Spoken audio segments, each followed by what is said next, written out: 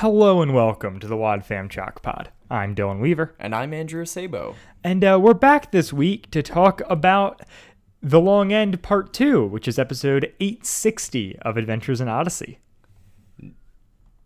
It is 3 parts, so it's this is not part 2 of 3. the longest end. I suppose that would be the last one. Wait. I don't know. Oh, they should have done the long end, the longer end, the longest end. Yeah. Missed opportunity. Well done. Way to school Mr. Paul McCusker there, who did write and direct this episode. And boy, it shows. Yeah. He is in his bag. How old is he? Not as old as you'd think. Yeah. No spring chicken. But I'm looking it up because it's worth knowing. This episode, it is also worth knowing, aired January 10th of 2019 and then came out on that was on the club, and then it aired on the radio April 27th. So Paul McCusker is 62. And he's from Pennsylvania. Yeah, I think we've talked about that before. That's interesting. But yeah. Wow. He's I didn't realize he was so young when, Odyssey... Because he's 62 now, meaning he was, in his 30s or 40s when Yeah, Odyssey that's started. not crazy town, but sure. He was... Yeah, when Odyssey started, he was 30. Yeah. Which is, young adult. Yeah. You're fairly probably settled in by 30. Also, emerging adulthood. We're talking 30 in the 80s. True. They didn't even have any college debt back then. Right. But it's still, it's funny when we think about how long the show's gone on, and also so many of the voice actors being older even when they started to now be quite old. Yeah. Then it is interesting that it's oh no, McCusker and Lawler are in their 60s. Wow, I didn't realize that Lawler was also that young. Mm-hmm. Huh. I mean, I guess 60 can look different on a lot of people. But McCusker sounds great here, and he does a great job, and I'm glad to know... He sounds great here? He's not in this episode. No. His work sounds great. The body of his writing. Look, you will get no disagreement here from me, but... I find it very encouraging to know that he is not at the end of his life, and I don't have to have the existential worry of what's going to happen to Odyssey when McCusker dies. Yeah, that's fair. Which, maybe that's the bet that we have to make. Do we, change the podcast name if, McCusker dies before the show ends? We pull, a Dear Hank and John thing? Do you rename it to in memoriam of Mr. Paul McCusker? What do you want here? The Chod Fam Wad Squad. Yeah. All right. So the other thing which we need to note here up top. So we do have one new cast member that we have never talked about before on this podcast. We've got Shauna Rodman as Jules Kendall. Well, we've talked about her, but not talked about any episode she's Jules covered. Kendall has never been in an episode we have covered. True, but we've talked about We've acknowledged the fact that she exists, for sure. Okay, yeah. That's what I was saying. Yeah, no, yes, absolutely. Because, well... We talk about Odyssey. Right, and you covered an episode with her in it elsewhere. So... I kind of can't believe that this is the case, but so Shauna Rodman, previously Shauna Kennedy, was a contestant on the Get in the Show contest to be in an episode of Adventures in Odyssey. Wow. Which she then won in 2012. Wow. And got to come on for that. Yeah. That is how she got in. She was on the life expectancy episode, which is where that's like the end of June Kendall episodes, and as playing Jules, which is crazy. Yeah, because one, that's like took a super such fan and shoved him into an integral role. To put someone, I think it's so crazy to grab someone who's in the fan base, put them in the show, and not just have them in like a bit role, but put them in as like the like sister of your ostensibly main character in Odyssey, and be like, oh, we're going to give her a sister, and that sister will be played with by a fan, and then we will bring her back, and she is so good. She's incredible. I was like, once again, having only heard a little bit of Jules in the previous, in the one that Andrew covered for the other podcast that I happened to listen to, I was like, oh, okay, sure. And then I listened to this episode and I was just like, my word, this is so, she's so good. Yeah. And then I was like, right in the beginning, pulling up info to be like, okay, what was the situation here? Like, what's her background? What else has she acted on? Whatever. And then I look her up and it's like, oh, no. She hasn't acted in anything else. She was just like a fan. Yeah, she's just a normal person. How did how did they just like stumble into this casting? They just strike gold. Because she's so good throughout this. And yeah, it's truly wild. And I think that maybe there is some genius to bringing in somebody so completely authentic.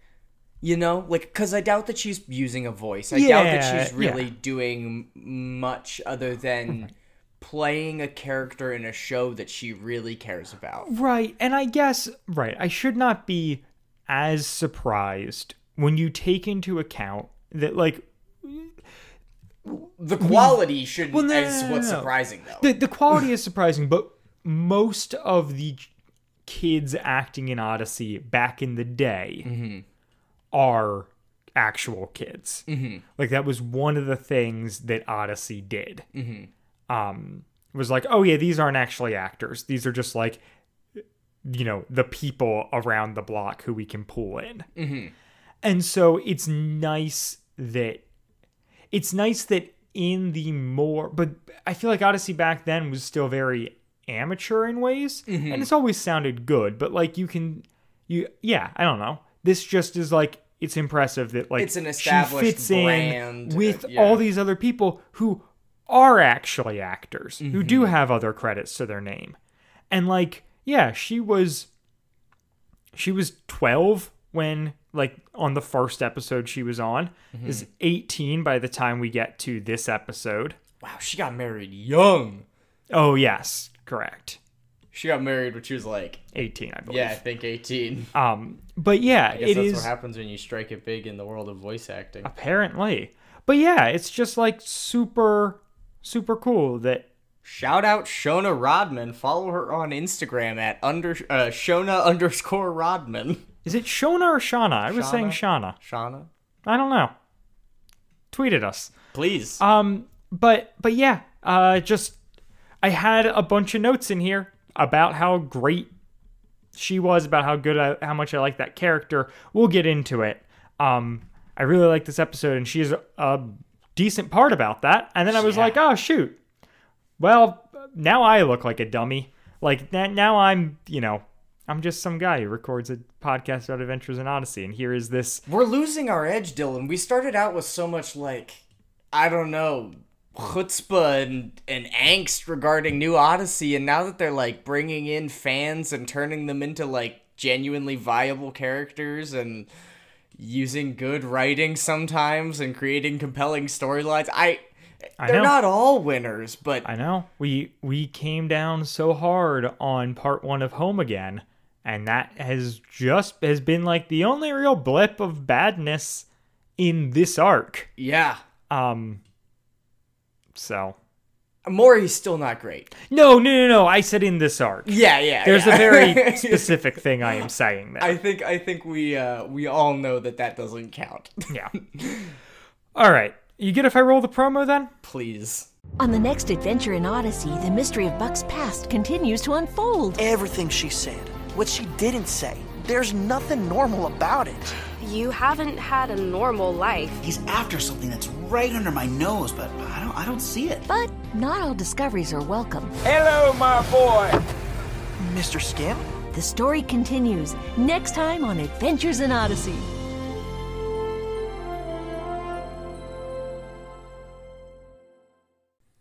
One other thing I want to say about Jules, just while we're talking about this, I would also like to point out that, like, part of that, like, being able to, like, how good she sounds in this episode does have to go to Paul McCusker, who knows how to direct actors at this point. Like, I think that, especially being someone who did the show back when they were a bunch of amateur people and kind of cut his teeth during that era, to now come in and be able to direct a person who is, amateur. Right. Well, and at this point, I mean, she's been doing the show for like 6 years, so she's not really an amateur. But like, and I imagine like him working with her during the Ties That Bind and whatnot was also like, I will give, just the behind the scenes team some credit here, because that's not pure chance that someone that good wound up on the show. Yeah, and I suppose she'd been pretty well established. So she came in with life expectancy and then was a big part in the Ties That Bind, which is unfortunately parts of Jules' story that I probably will never hear. Andrew, I had the thought today of just like, because I really like the Buck and Jules dynamic here. Yeah, I really do too. Does that outweigh the amount that I don't want to talk about Ties That Bind? I don't mind talking about Ties That Bind. Could I get through it with we're doing a Buck and Jules arc? Would that take us, I guess that would probably cover all 14 episodes. That's a lot of 14 episodes. No, it is. I don't think it will put me over the edge, but this was the first time I was tempted, because like I said, haven't really gotten to listen to their episodes before, and I was very into it here. Exactly. And I was into it just, I think, from having listened to Legacy and as well as the Connie the Counselor episode. Yeah. All right. Anyways, we need to talk about things other than Jules. So we start out. Do we? Yeah. We start out with some very Green Ring music, which made me happy. And then it's Monty and Jason, and they're looking over the opening up the Chopest, going through it, and there's a handmade blanket with the initials BB on it, and we're like, Bucky Bear, we got that one already. BB.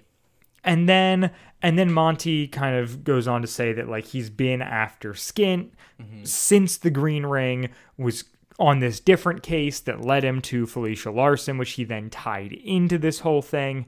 And it is weird the amount of information Monty just like nonchalantly gives out here. Yeah, he does just tell Jason pretty much all of it. And I guess Jason used to be an agent. Yeah, no. Oh, it's not that. Trust, I'm just saying to us, the audience. Yeah. There's a lot of like big information that comes through this thing where he like sets up that Buck's parents were also con artists, that Skint was like a good friend, like this whole like he understands the dynamic here, and then is like, look, but we aren't going to tell Buck because he's got to like put that in his past, and because if like Skint knew that he knew, then Skint would be after him, which is interesting. Because Skint's totally not already after him. Well, I mean, at this point, not necessarily. Not necessarily at this point, but we'll get there. Yeah.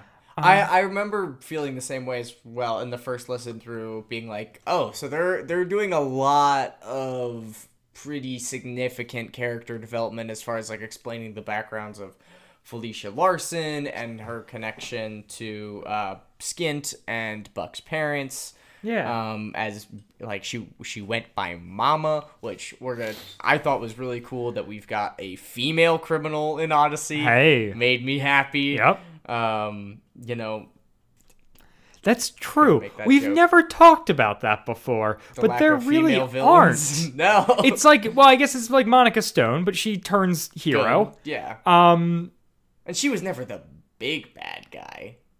No. She pulled a gun. Yes, but she's like. I think like, we already liked her at that point. Yeah, no, I mean, special place in my heart always for Monica Stone. Totally didn't have anything to do with any kinks that I developed later in life. Nothing could be tied back to Monica Stone. Nope. Shigo? What? And then, yeah, I don't know if I can think of another example. It is really weird that I don't think we've talked about it in the 3 years of doing this, but... No, because Novacom, not at all. Blackguard, not at all. That is Monica Stone. Yeah. But, yeah. But Blackguard, not at all. Nope. And there was Agent Tanner a little bit. But barely. And she was terrible. And she just got, like, tossed out of the whole thing. Yeah, like, she was not treated like a mastermind. No, it's fair. I do like this idea that... Too bad they had to kill her off. That behind all of it, we have... Felicia. Yeah. Anyways. So Skint is after the papers that were in the Hope Chest, and that's... Well, they aren't in the Hope Chest. That's the whole thing. He thinks they might be in the Hope Chest. They're not. But Jason's, like, they leave with Jason going, like, Two-Bit's gonna break in here. Mm-hmm. Like, we're expecting that. Yeah. And Monty says that he has officers stationed around monitoring them, and they put a tracking device in the Hope Chest and everything. So, pretty much every precaution has been taken. Yep.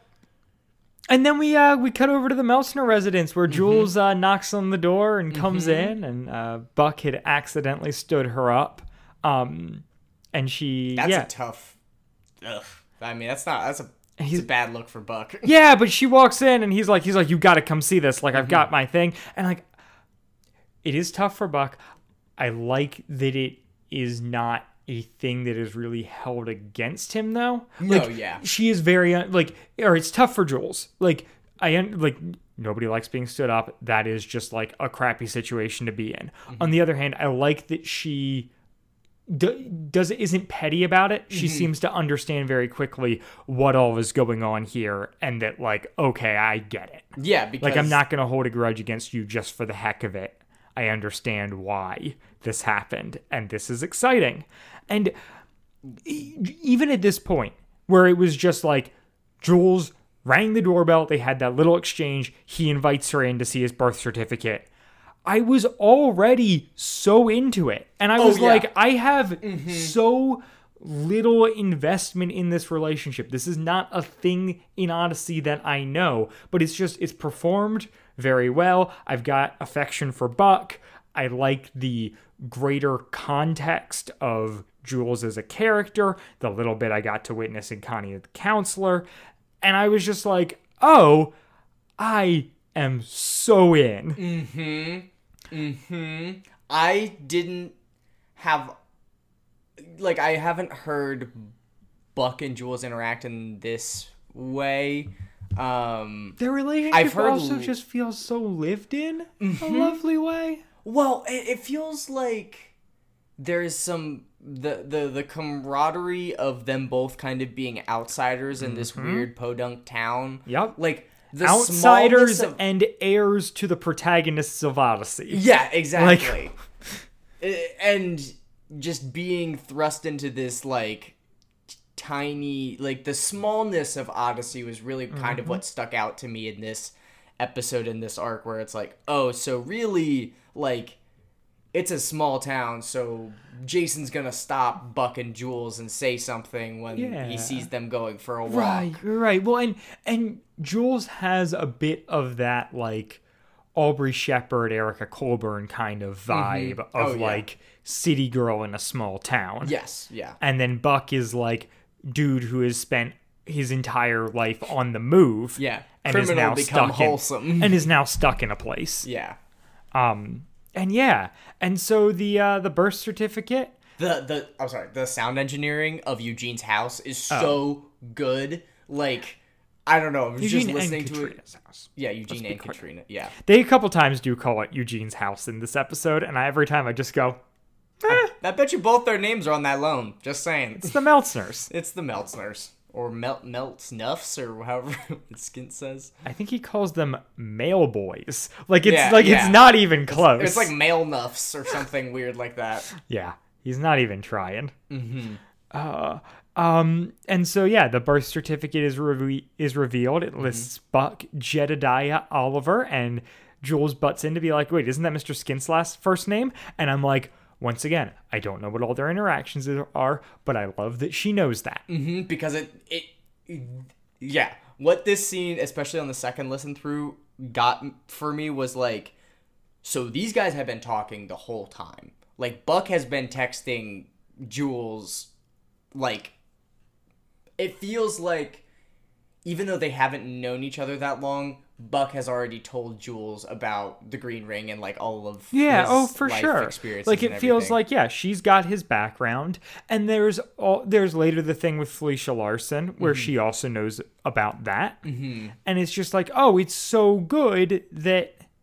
Yeah. They're showing, not telling. Right. Like that we just have this baked in that the two of them talk. And it's not, like, super romantic, but it is very clear that they like each other. Yeah, well, and it isn't over the top. It feels real romantic. Yeah, exactly. It feels like perfect, like, high school kids, and everyone is in on their it. Voice, not in their words. Yeah, Right. their parents are in for it too, which dude, is awesome. Yes. Eugene and Katrina basically kick Buck and Jules out. Well, so they go through and are like, and we find out Dolly Tender is the name of his mother in this. His father is Novos Ordo Oliver. Great. Which means New World Order. Yep. This is on the money, which is explained. And then, right. Yeah. There's the whole bit about that being on the back of money. And then, right. And then Eugene and Katrina are like, look, Buck, like, Make it up to her. Get her a milkshake. Yeah. And get her a milkshake. Wink, wink, nudge, nudge. That doesn't sound very platonic. Right. Well, it's just like, go buy Jules a milkshake. And I like that. One, they make that nudge. Two, he listens. And three, Jules is like, you don't have to. Only if you want to. Yeah. And Buck's like, I would like that.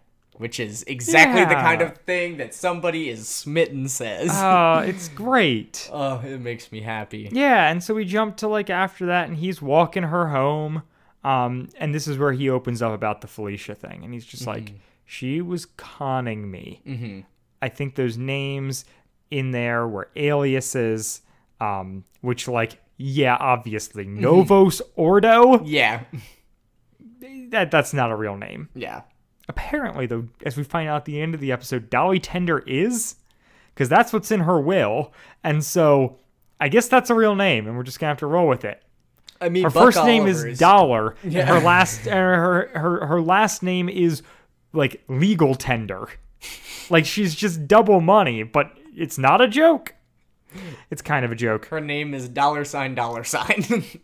Yeah. Her initials somewhere. Yeah, exactly. Dollar bill, y'all. Shock Squad, did you catch that? Sorry. Just want to make sure. That's a callback. Yeah, I was just kind of in my notes. I was like, so is Stacia Bartley the actual name? And once again, no. But I'm like, why is the joke a real name? And or why is the joke her actual name and the name that sounds like a name and isn't a joke fake? Yeah. I mean, I think Bart is like a barter thing. I think that's what Bartley's about, is that it's like bartering, but still not clear. Also, just call her Stacia Barter. Yeah. That would have been less confusing than Bartley. Anyways. And sound a lot less like Barkley. That's the confusion yes. And this is a great conversation then. Between Buck and Jules. Yeah. Walking home. Yeah. He's like, you didn't have to walk me home, which is so cute and just makes me happy. And Buck is being very real and vulnerable with Jules about kind of his suspicions that his parents were con artists because of their names as aliases, and also like Felicia was conning him and not telling him everything, and all of this he knows because that is something that is a part of him, and he is attuned to the way that those types of people speak. Yeah. Well, and then he's like, I don't know if I have changed. Like, Do people really change is the thing, where it's so maybe things are better now, and maybe I don't do the same stuff, but like, he says, he's afraid of having to go back to his old life or something taking away, his family from him. Yeah. And then Jules is like, why? You've changed. Mm-hmm. I've changed too since coming here. Yeah. Not meeting you. I wasn't going to say meeting you. Never. I meant coming here. Since coming to Odyssey. Like, it's just that perfect nuance in the performance where there's just like a slight pause to where you can go, oh, she's thinking meeting you. That is but the she thing. Actually says she plays coming it here so well, and she does it again, I think, at another point as well, where she just kind of like acts like she's going to say something, or maybe I know Buck does it as well later, where they act like they get halfway through a sentence and then change the ending of it so it's not as alarming. Yep. Yeah. Ugh. Increíble. Yeah. It's a good conversation, and I like this whole, like... Oh, I've got a line written down from Buck. Sorry, okay, go. His voice changes, like, pretty drastically, and he goes, sometimes I'm tempted to lie just to see if I can still do it and not get caught. Yeah. Which is, like, this big telltale line that is kind of cluing into where he's at. Oh, yeah, for sure. To his, like... Because I feel like up to this point, at least in our coverage, Buck hasn't showed a lot of, like,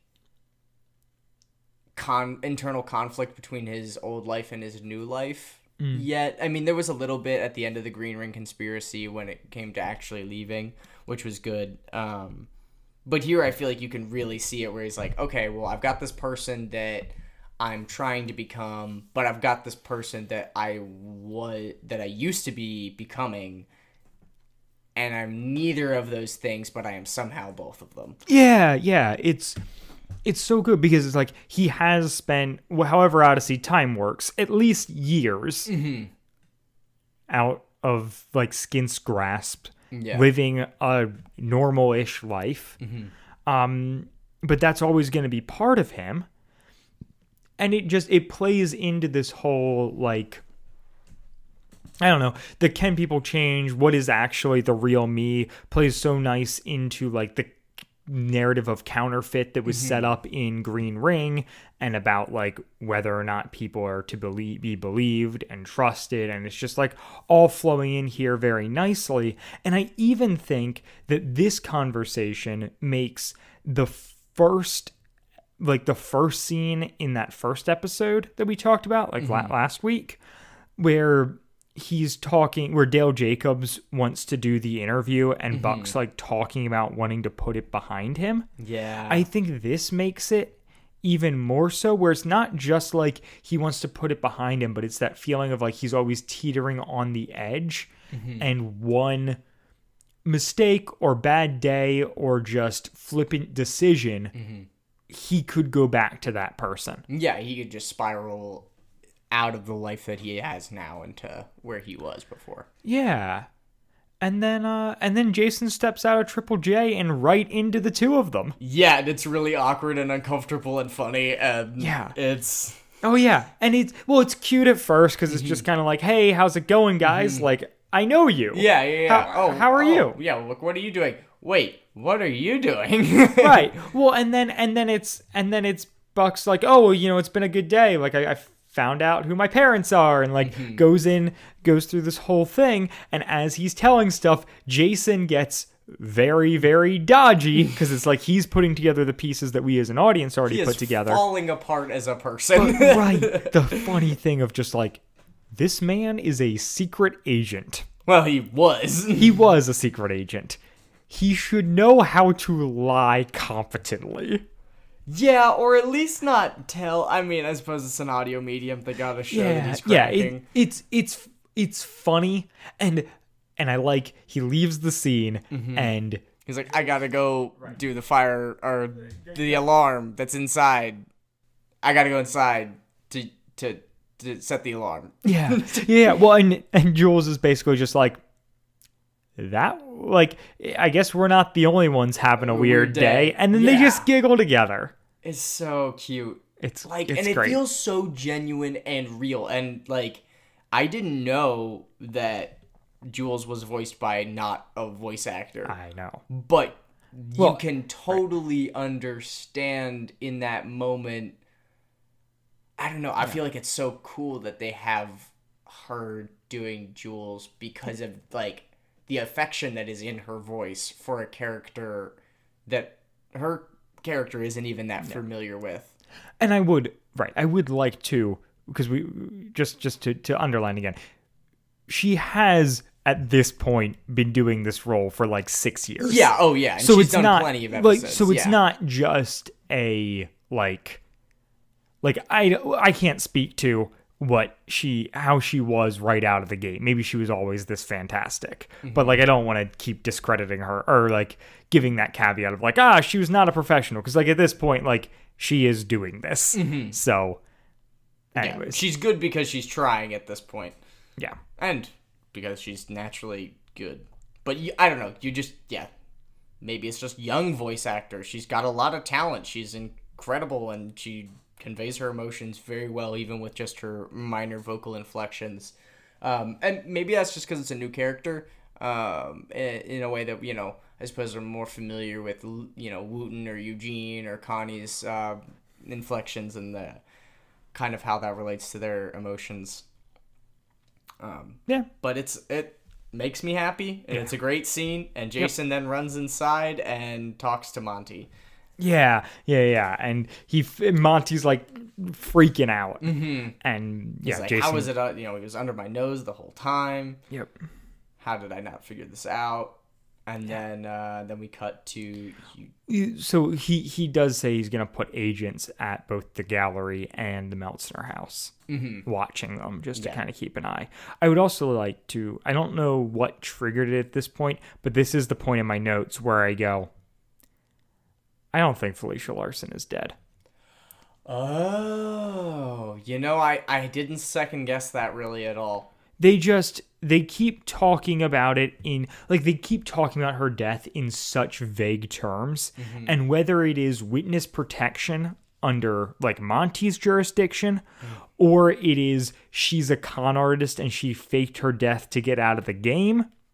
Either way, I do not think for a second that Felicia Larson is dead. Like, I am utterly convinced that she's going to be there next episode. And then she just disappeared. So yeah, that makes a lot of sense. Yeah.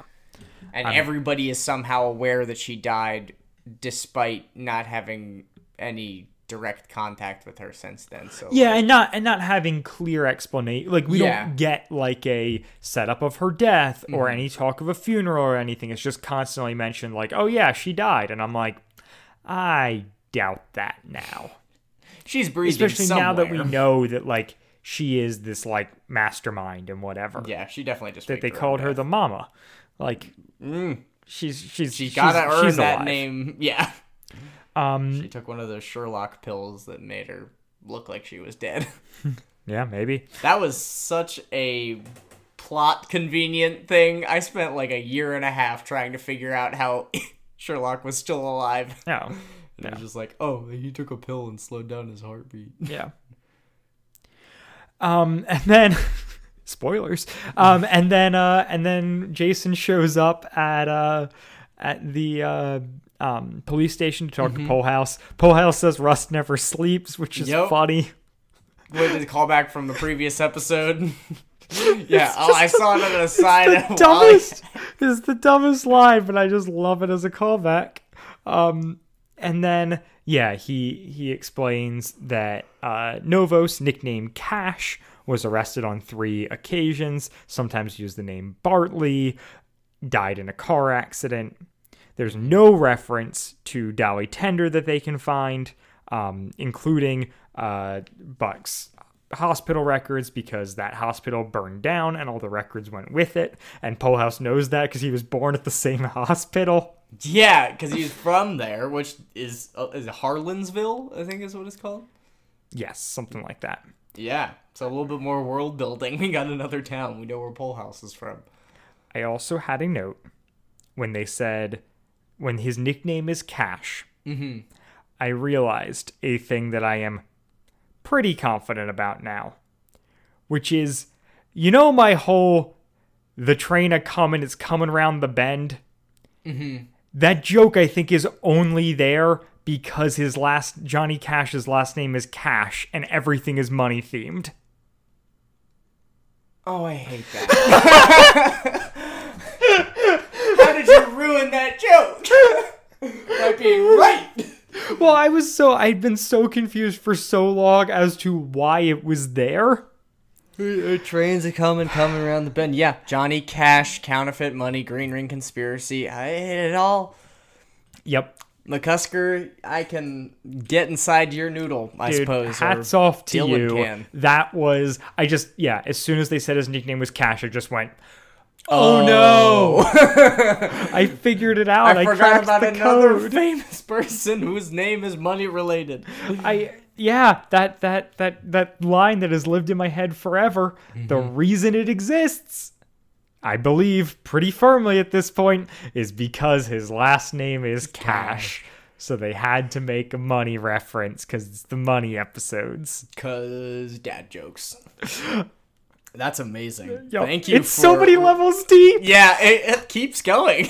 Like at least 3 levels. Yeah, I feel like wiki people, it would be great if you credit this to me, but you don't even have to. But I think that should sneak its way on to the wiki page. In the trivia section? Yeah. Oh, yeah. It's better than most of the trivia you have on there, no offense. So if you're listening, just make sure you write down a little note telling yourself to add Dylan's funny joke to the wiki, and maybe give yourself a goal as to when you want to have that accomplished by. And then you can just set that to the side and enjoy the remainder of the podcast. Now back to the show. Then Polehouse gets on his high horse here. Yeah. Just upsetting. But it's not as bad as it could be. He doesn't fully revert. I expected him to completely just be like, he can't be trusted. He's from a bad family. Pull the full green ring thing again. At least in this scene, he seems to argue that his suspicions from Buck are more so related to Buck's suspicions with himself, where, okay, so he has improved his behavior. He has changed a lot of things about his life. Are those changes going to last, and is he going to go back? But still, yeah, no. The thing minor. he says though is like his actions have changed, but he's still the same in his heart, and he says that to Buck's face because Buck stumbles into the room. Yeah, and then he doubles down on it when Buck walks in, and he's like, "That is what I think, Buck." I was like, "Oh my gosh, yeah, you're talking to a child, yep. Like somebody." Yeah. Is he crying? I would be crying. Yeah, it is. It's really tough. I think it is an interesting point of, like, I think it's a good plot line for the show. I just wish Polehouse's character was being treated was like, I wish he was a better person. I wish Buck was being treated better in this instance. Mm-hmm. It's so tough. But I was just like, oh wow, this episode is so good. Yeah. Like, Polehouse also, Phil Proctor, great performance here. He is killing it in this scene. Mm-hmm. I really like it. Mm-hmm. Despite not liking what he's saying. Yeah. But he's doing a great job. And then they leave. Mm-hmm. And Eugene pulls him aside and is like, Listen, man. And Buck's like, you don't need to say it, Eugene, whatever. And Eugene's like, no, I do.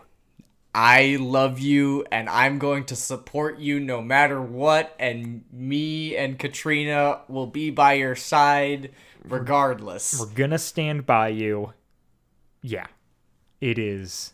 So good, so much kindness. And the thing that I love about this episode is how little wit is involved in all of this. You mean the fact that he's not in this episode? Yeah. Like, all of these things feel like Wit should have told them to do it in other episodes, which made them come around and figure it out. But in these episodes, seeing Eugene, like, be, like, a fully self-actualized adult and, like, being a good parent is so just, It makes me feel warm things on the inside of my stomach. Yeah. Yeah, it is just... It's so good. Mm-hmm. Yeah, I think this scene is then, like, continues to be underlined by just, like, how good Eugene is at this whole thing and how good at, like, you know, McCusker is at writing it. But, like, we have... So Buck is like, I'm going to walk home now. Like, I'm going to finish walking Jules home. Well, he mentions... I don't know if I'm ready to let you kind of love me in this way, which... Yeah. What you mentioned in part 1, hearing part 2 as both times, there's gotta be Buck's conversion in part 3, right? It does feel like it is being set up, but also if it doesn't pay off in part 3, I'm okay with that. No, I might even prefer it. I'm okay with it being a longer arc, but it does feel like we're getting there. Yeah, they're definitely building drama and kind of prodding it. I don't know if it's going to, I mean, if this is the culmination of it, I feel like that's probably what we're going to get. Yeah. And the thing that is so, just like a nice button to end on is Buck asks, is like, I'm going to, walk Jules home. And Eugene's like, I can take you home. Like, do you really need to? And Buck's just like, look, I just need some space. And Eugene lets him go. Like a good dad. And if I'm right about how this episode's going to go, that should pay off even more. So we'll get into it as we go forward. But so, yeah, we then jump to a scene between 2-Bit and Skint, which I think is a great counter to what we just got to witness. Yeah. Because it is like Skint and his new protege who is like a trash fire. And he's a very, very aggressive man. Yeah. And he's just like, Jason's leaving the shop and 2-Bit points him out and Skint's like, oh, that's the Stiletto, aka Jason Whittaker. And 2-Bit's like, he's a cop. And Skint's like, yeah, we're not going in there. They're setting a trap. Which I loved. Yeah. I like that Skint's smart. And he's like, all right, I'm going to go find. Yeah. Like, there's one person I can turn to right now, and you can't come along, 2-Bit. And I'm like, oh, he's going to Buck. He's going to Buck.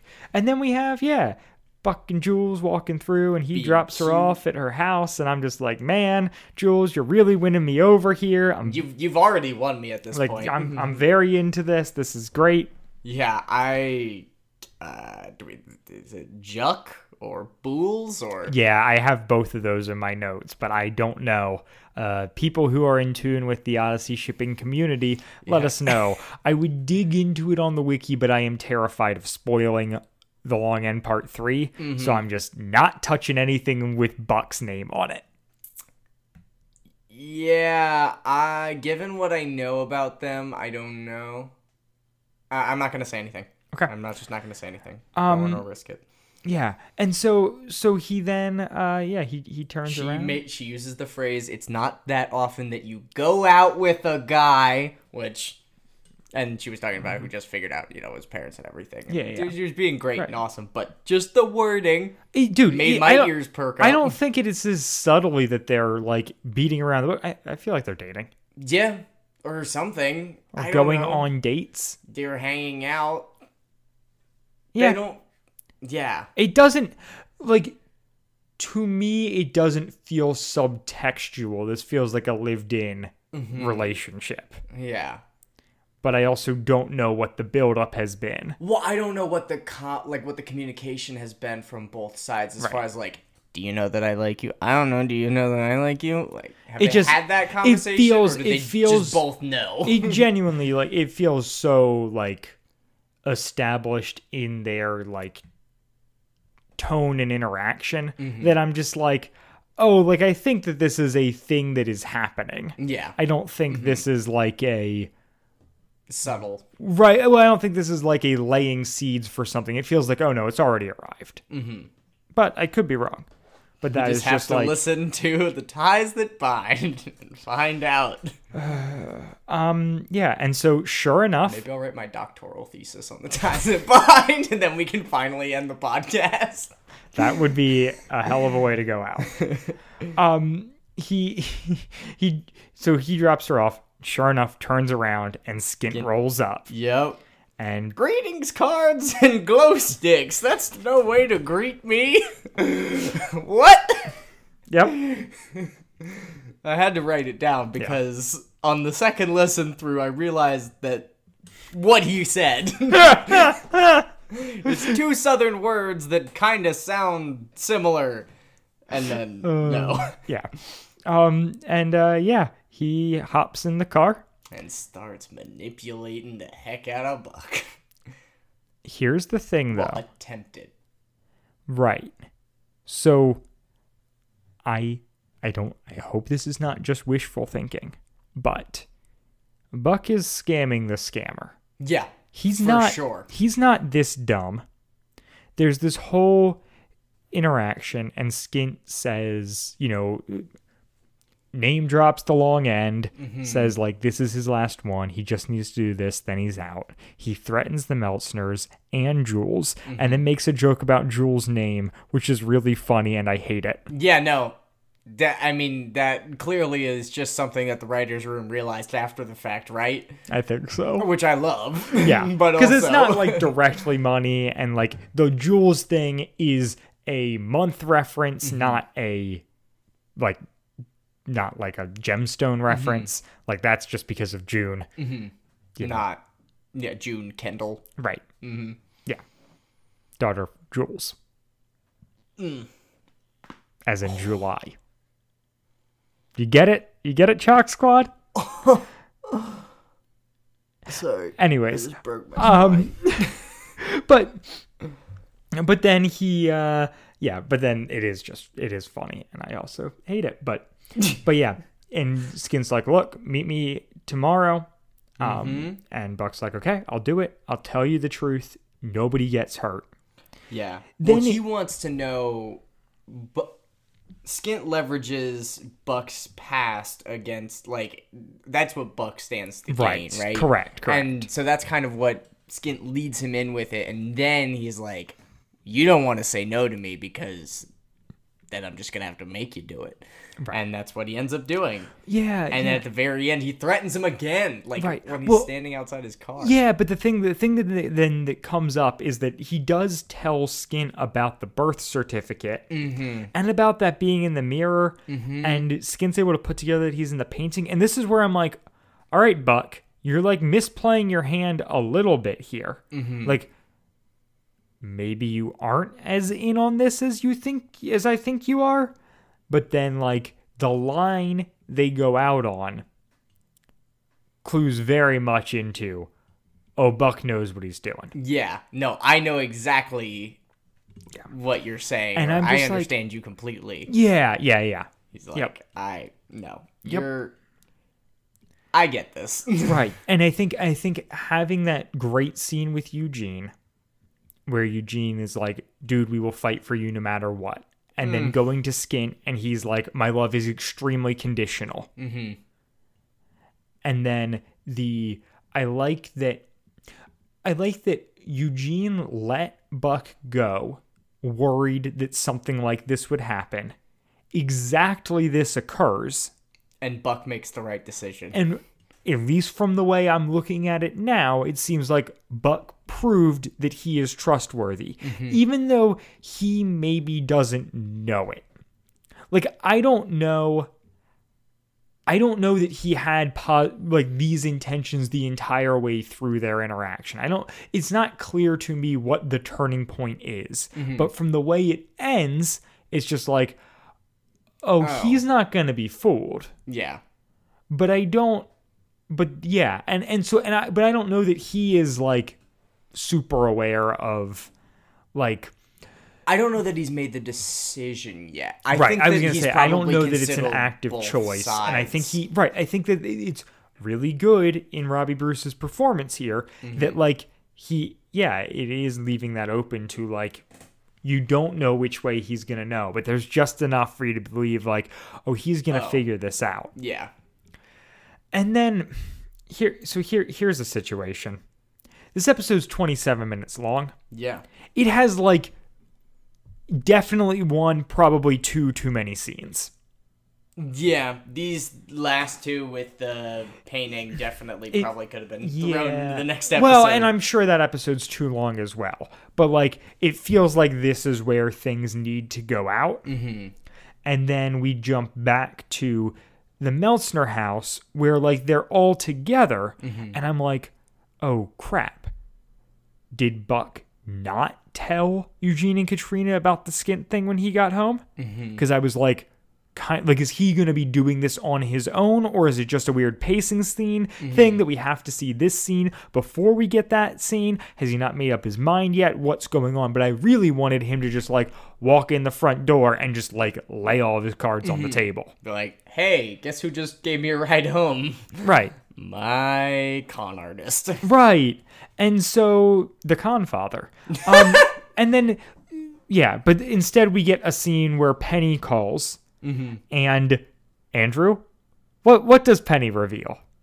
Oh, that Dylan was right, and that Dylan always is right, and that Dylan actually can't be wrong. I didn't hear that. Can you repeat it? Dylan was right. Dylan was always right, and that Dylan can't actually be wrong.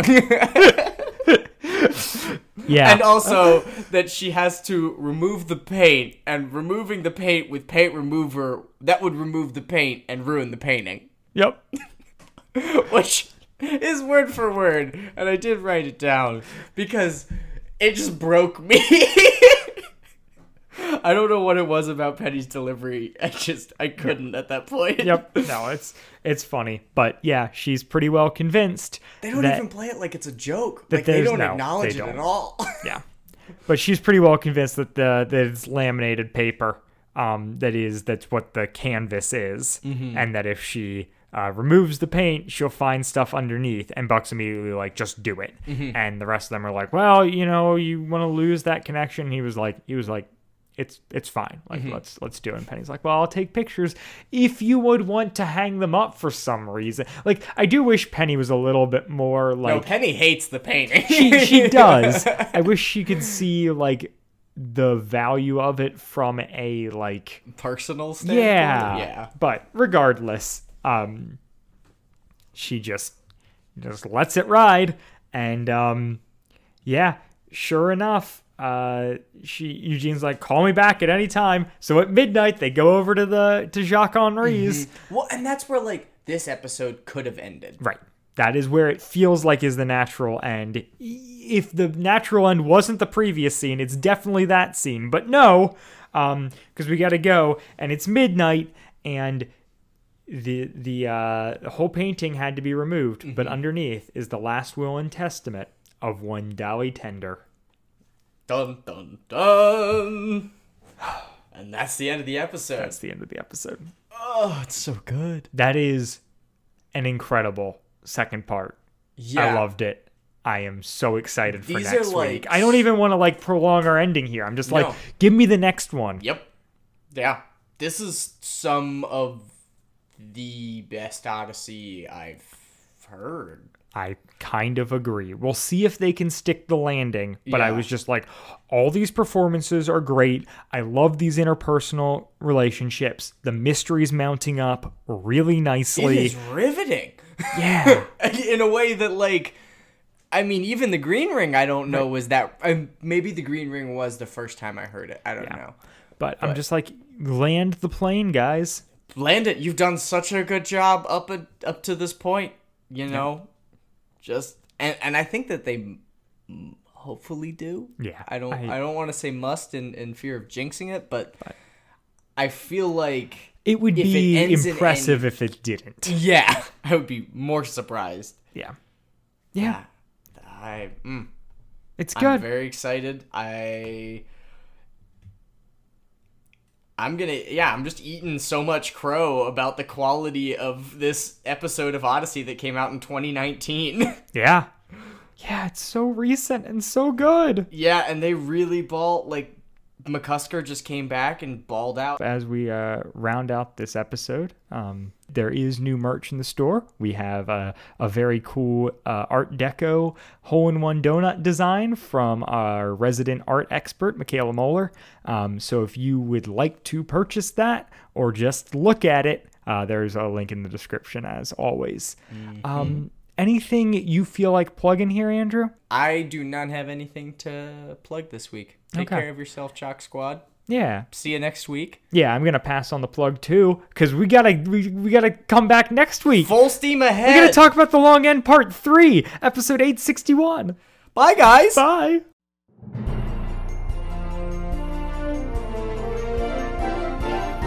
Wadfam Chalk Pod is a presentation of the Lidditz Podcast Co-op. Follow the podcast at Wadfam Chalk Pod on Twitter and Instagram, or email us at wadfamchalkpod@gmail.com. The Long End Part 2 was hosted by Dylan Weaver and Andrew Rasebo, and edited by Dylan Weaver. And I'm Nathan Haverstick, hoping you'll join us again next time for more of the Wadfam Chalk Pod.